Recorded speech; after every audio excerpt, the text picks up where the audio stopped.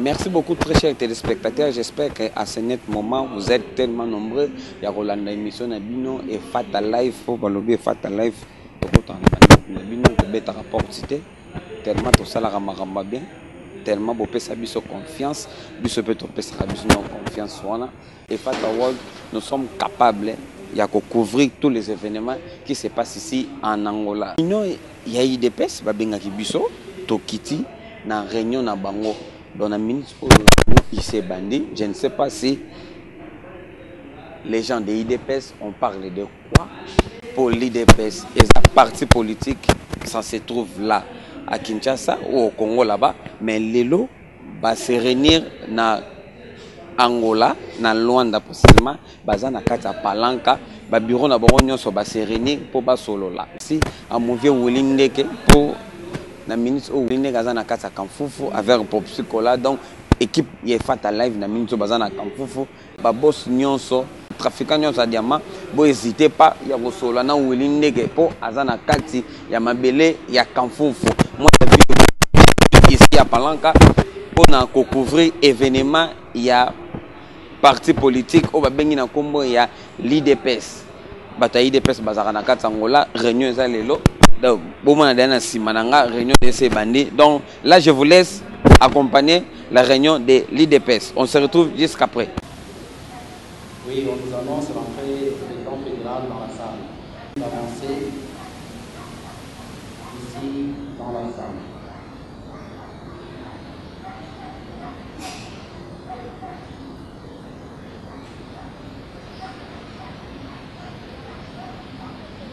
Ok, nous en passe terminé. Nous commençons par le début congolais. 1, 2, 3. Par les sorts, unis par l'effort pour l'indépendance de son enfant, notre amour et pour les bons et non le plus mêlant dans la paix au peuple ardent. Par la mer, nous bâtirons un pays plus beau qu'avant dans la paix citoyenne. Entonnez l'hymne sacré de notre solidarité.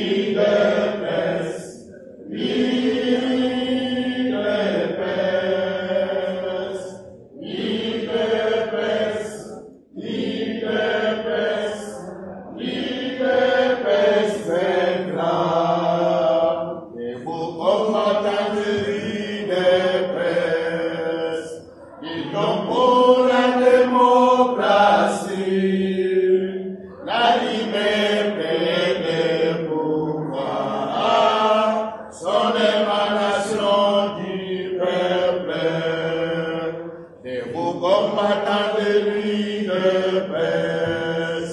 Luttons pour la démocratie, la liberté et le pouvoir, son émanation du peuple. Il pèse, il pèse, il pèse, il pèse, il pèse, il pèse, il pèse, il pèse, il pèse.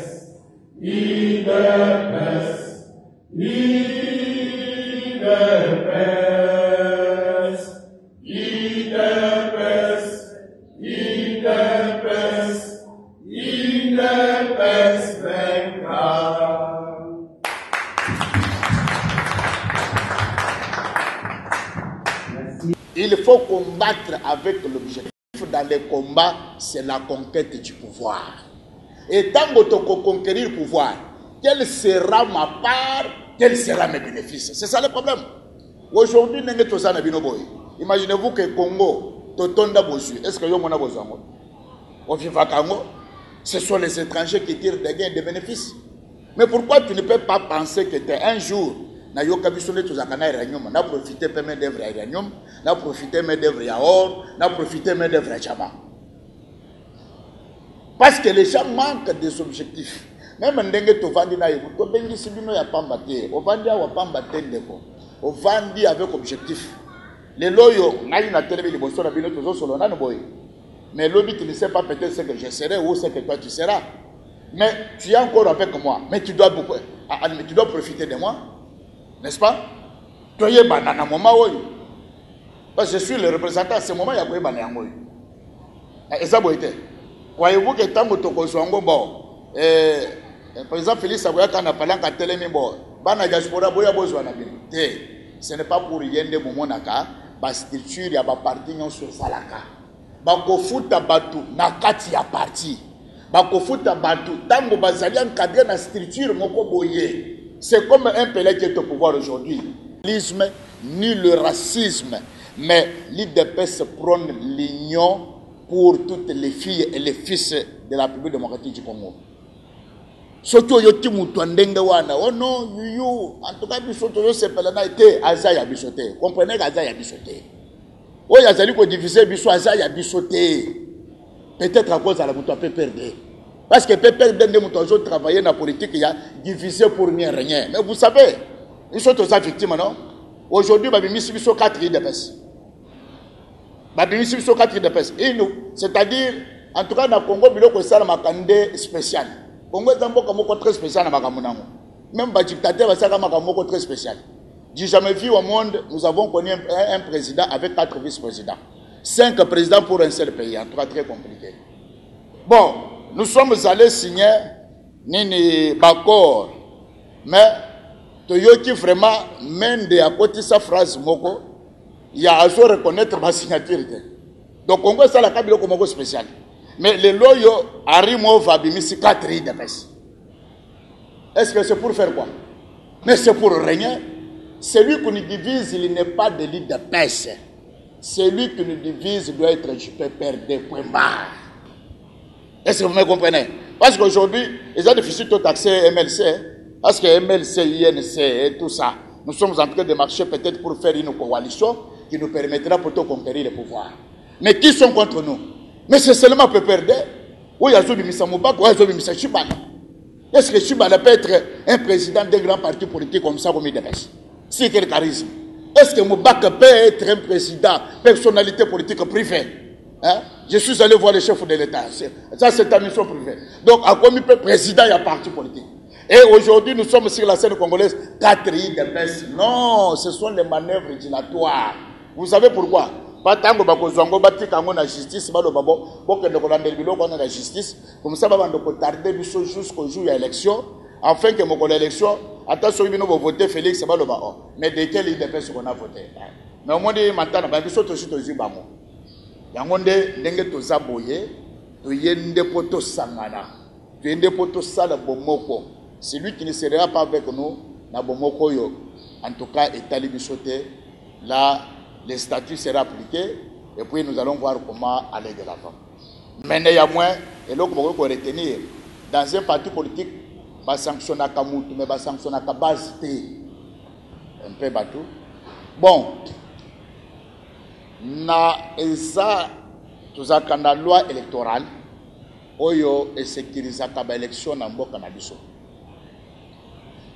Ceux qui au parcourir la loi électorale eza na place ata moko te oyo bakenda ko intituler phrase ya que la République démocratique du Congo un jour fera les élections avec la machine à voter. D'abord. Mais nous avons vu une surprise. Une surprise dans le sens que Tomoni, bayeli biso makambo ya machine. Oyo ezali nulle part na loi électorale. Donc ce qui machine à voter ezali, ce n'est pas quelque chose de l'égalité, c'est quelque chose d'inégalité. Donc l'illégalité commence d'abord à partir de là. Parce que ce qui sérise les élections, c'est la loi électorale. Et maintenant, tango machine eye, biso kutu yanga ni ba Congolais baye togangi avanté. Nous avons vu les Américains crier. Nous avons vu les Européens crier. Oh non, non, non, non, nulle part dans le monde. Même nous, les pays, il y a une démocratie, tu n'as jamais utilisé une machine électronique. Le vote doit se faire au moyen manuel. Ah bon? Ça va? Bon, biso pays de pes, vous voyez que tolinga kite tokende na centrale électorale qu'on a voté pour tananana. Mais tout le but dans le pays de pes azalakaka, mais si non, c'est nommé président Etienne Tshisekedi le fait par le journal Afrique. Bon, Tokei, tango Tokei, on avait 45 questions. Oui, t'opposa qui me sénanga pour répondre à la question. Alors, vraiment, ma question est belée. Vous pouvez d'abord de savoir sur quel article voté dans la loi électorale qui permet que cette la élection par des voies électroniques. Aïe bisabiso, entreprise nini ya sali machine wana. De trois, serveur nini yo bâti kuna pour ne pas na 45 wana. Il était incapable de le faire. Bon, donc on a ensemble pas ça congolais. Alors, azampe mutuayi de pes, bon permettre ngai. Alors, yemo kwa sali ndenge nini? Alibite atra ya ba américain evanda na ya ba mindele ya ba européen evanda bonga moko na zo refele makam.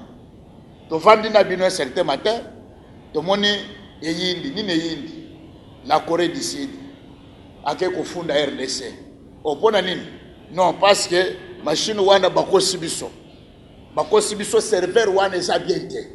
Maintenant makambo yebisa biso c'est le po bango bakye ko actualiser kuna. D'ailleurs tozo funda bango. De deux, où est-il quali pour que faire voter toute la République tokoti nango lissusité. Ah, et ça bon. Vous voyez qu'à la place, il y en a à répondre qui nous a répondu les pays d'origine d'où venait la fabrication des machines.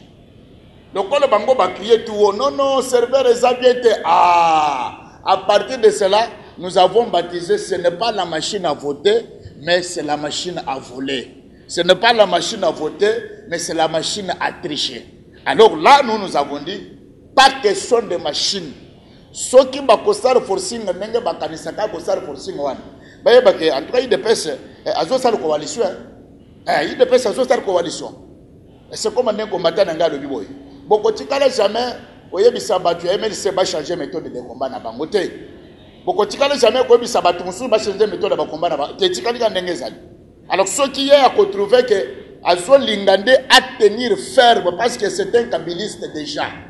Que Ameke Sabiso Biloko wana ya machine na ye a volé. En tout cas, cette histoire ne passera pas. Pour ne pas y passer, de Bomoni il dépêche au trichement de son président à Tei Koyebisa, Bangomoko Bamindele. Je crois que vous l'avez suivi, quand sur le Yab américain, il a déclaré tout haut. Nous vous demandons de faire le chèque. Ceux qui Bokoya au secours, nous-mêmes nous allons nous prendre en charge parce que Etienne Tshisekedi nous avait dit n'ayez pas peur, prenez-vous seulement en charge. Alors avec la machine à voler, tokoti kala kondema yango te. Soki bango ba koningande mo bulo sala majuro wana eko sala manango. Machine ekoleka nango te. Ngai na lamuki na tongo quand on a landaki information à 12h na moni sur la bande défilante ya TPA bazo koma à l'ambassade de la République démocratique du Congo. registre tous les Congolais résidents dans le pays. Oh, c'est vrai. Bon, j'ai eu téléphone, j'ai dit que les sectionnaires, les membres de mon bureau, mais est-ce que vous voyez ce que moi aussi je vois? Bon, tout qui bataille, on a exactement. Oh, qu'est-ce qu'il y a comme ça? Comment Mboko Ezali ko contenir beaucoup de compatriotes congolais dans Mboko Oyo? Likambwa boye, bazolinga basala ngo na fraude te, wana to kondimate. Wana to kondimate parce que ambassade ngo to suite osala pe bioma. En tout cas basi ba bibiso, bazala ka soka ba moni biso boye. O mo to réception zolinga kima, vite vendre tu na ko ba information. Alors toko taboya linga kima te zala kinga. Alors to zumi wana to kei, ta ko to komi kona. Mais comment cette histoire? Ça se passe comment? Oh non, to me katinano pour que tout le monde soit qu'il y a l'adhésion massive. Ce qui a adhésion massive est zaté comme ça to kota Namboko yangola bozo linga bobengisa ba congolais ba na recensement bozo ça la communiquer na bande de filles mais vous êtes des fraudeurs mais ce qui va dans le sala mao tant qu'il devait être ici non ça ne passera pas comme ça. Alors la lecture il y a rencontre à Kabila na Mboko yo et il y a qui était à garantir la paix dans les pays voisins. Or, garantissement de la paix pour tous les pays qui nous environnent, c'est le départ de M. Kabila. Parce que Kabila, c'est un problème pour la République démocratique du Congo. Toucher la République démocratique du Congo, vous avez touché même le poumon du monde entier.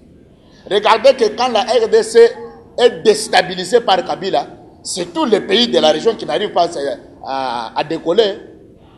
Et maintenant, il a demandé ici à ses pairs de la SADC, je pars à Kinshasa, je dois tenir mon propos devant la nation que je ne me représenterai plus. Parce que c'est ça même, les accords de la Saint-Sylvestre avaient demandé que Kabila ne peut jamais se représenter encore aux élections. Ils doivent aller dans leur congrès, choisir un dauphin ou dauphine pour qu'il a représenté Bango. Bon, lobby n'a tangi n'a communiqué sur les réseaux sociaux. J'ai vu Bazoye Bisabiso que Ebembe ya président et avant le 30 juin.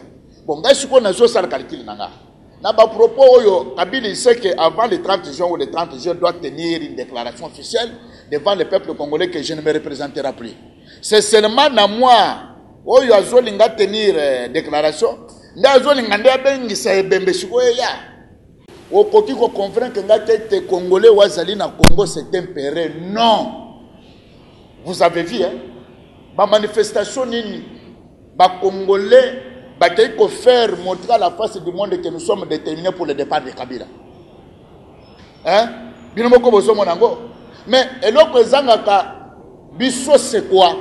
To soutenir Kaba et Bazali au front. Qui sont au front là-bas? Ce sont les Congolais. Imagine-toi, la manifestation est la Makanamoyi devant la chaleur du jour.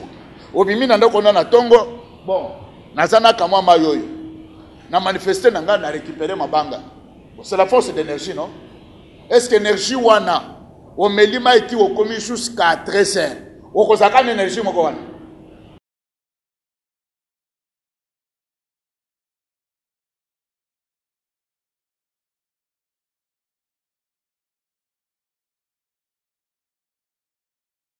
Et la CPI n'a pas de combattant.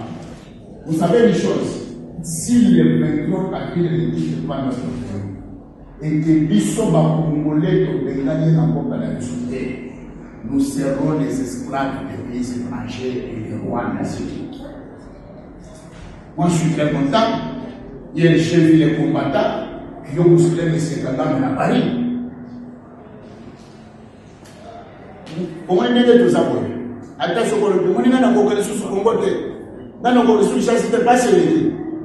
Atawa, il va pas dans la crise. Crise est s'empirer. On a toujours dit, on ne peut jamais être mieux chez soi. Quand il y a des sagas, on a dit que Congo ya base Congo, on a Congo ya wish. Ndeko, makila wana, conscience wana, yo gangela yo, okolo ba ya bien mais mutolo tikali quelque part.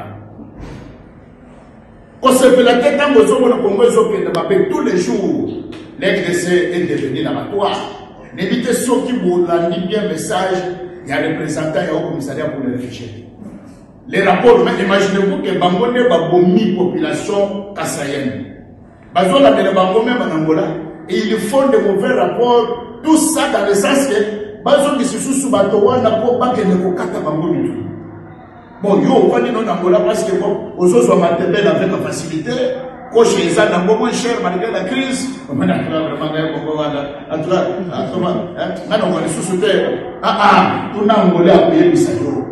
pour les loyaux, c'est de la Namboyo, Angolais a sacrifié sa vie pour que ce pays ait comme un acquis de l'eau.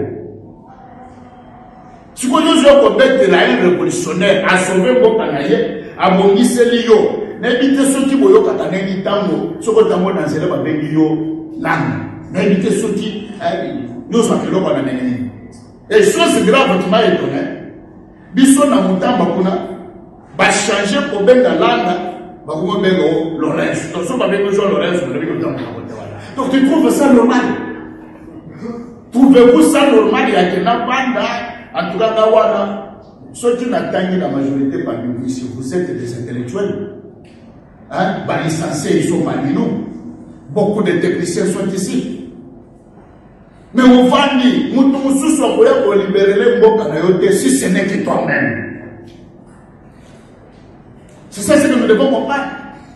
Si aujourd'hui Congo est tombé au Soudan, Congo est changé, je suis président de la mission à Konyakuna. Dit, qui manquera le travail ici? N'a pas de ressources dans Congo.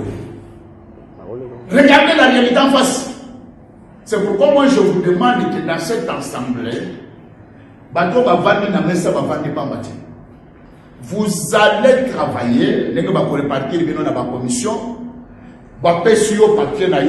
Comment nous l'utilisons dans papier? Bon, moi je vais l'idée. Bon, pour moi, comment je comprends l'idée? Moi je fais la régionalisation. Pour toi, régionaliser, je prends l'exemple de combattant le droit, il faut tout le temps. Oui, mais qui vont nous aider pour tout le temps? Les sacs à Gambino, il y a base. Ça, dès qu'on remettre l'être dans la mission, il y a la nomination, il y a SICA, parce que nous avons un nouveau président qui est en train de dénommer d'abord, parce que il y a une baisse. Alors je souhaiterais que mieux vaut, ici quand nous allons dans 4 sections, et comme 10, et comme 20, et comme 30, même à table, représentant de la province. Dans la province, ça est toujours animateur, mais nous ne voulons pas pour le politique où on est animateur. Vous allez tout se composer dans ce sens que Makambouana est bien. Il dépêche viva. Viva. Il dépêche viva. Viva. Il dépêche viva. Viva. Viva. Viva. Balina mate tamboke. Balina mate tamboke. Rokola roko kanisa feliz. Rokola roko kanisa feliz. Balina mate tamboke. Balina mate tamboke. Rokola roko kanisa feliz. Rokola roko kanisa feliz. Oh, balina mate kanisa feliz.